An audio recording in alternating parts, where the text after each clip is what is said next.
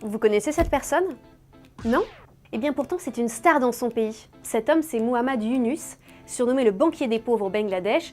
Il s'est en fait attaqué à la pauvreté en permettant aux personnes démunies de créer leur activité. Ah ouais! Alors en fait, ce professeur en économie a eu l'ingénieuse idée de lancer un programme de prêt de petits montants à destination des plus défavorisés. Et voilà comment est né le microcrédit.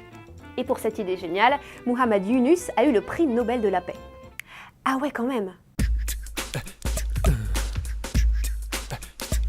Le microcrédit, c'est la solution de prêt pour les 2 milliards de personnes dans le monde qui n'ont pas accès à une banque et donc au crédit classique, bien parce qu'ils n'ont pas suffisamment de revenus.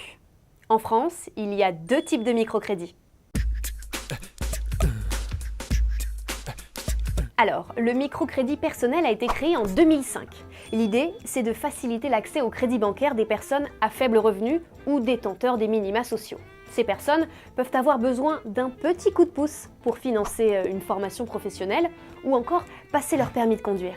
Alors, comment s'y prendre? Eh bien, elles doivent s'adresser à un acteur social, tel qu'une maison pour l'emploi, un centre communal d'action sociale ou encore auprès d'une association comme le Secours catholique ou bien la Croix-Rouge française. L'organisme sollicité va les aider à créer un dossier de demande de microfinancement et à le proposer à un établissement de crédit partenaire. Alors la somme empruntée, elle peut être comprise entre 300 et 5000 € maximum, et la durée du prêt, elle est de 4 ans maximum. Et vous savez quoi? Depuis 2005, plus de 100 000 microcrédits personnels ont été accordés. Et ouais. Ce microcrédit professionnel, eh bien, il permet de financer la création ou le développement d'une activité professionnelle, si les ressources de l'entrepreneur, bien sûr, ne lui permettent pas de bénéficier d'un prêt bancaire traditionnel. Pour info, le montant de ce microcrédit ne pourra pas dépasser les 10 000 € sur une durée de 4 ans maximum. Mais comment ça se passe? Pour un apprenti entrepreneur, il faut s'adresser à un organisme habilité comme l'ADI, l'Association pour le droit à l'initiative économique. C'est le principal organisme de microcrédit professionnel en France. Et imaginez, en 2016, le microcrédit professionnel a permis de créer et de maintenir plus de 35 000 emplois.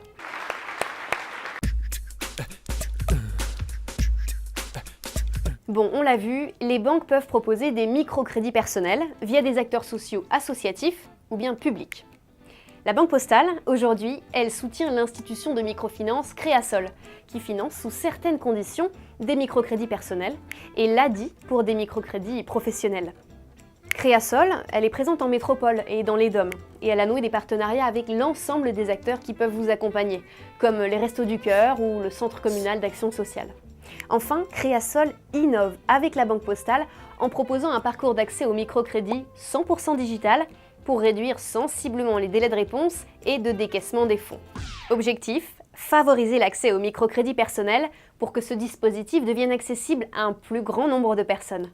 S'agissant des microcrédits professionnels, les banques peuvent jouer un rôle de facilitateur en mettant en relation des entrepreneurs avec des organismes de microcrédit spécialisés comme l'ADI.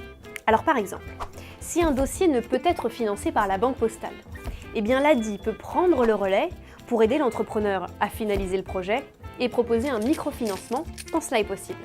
Et oui, le microcrédit répond aujourd'hui en France à un vrai besoin d'agilité et de confiance attendu par les personnes en fragilité financière ou en précarité professionnelle.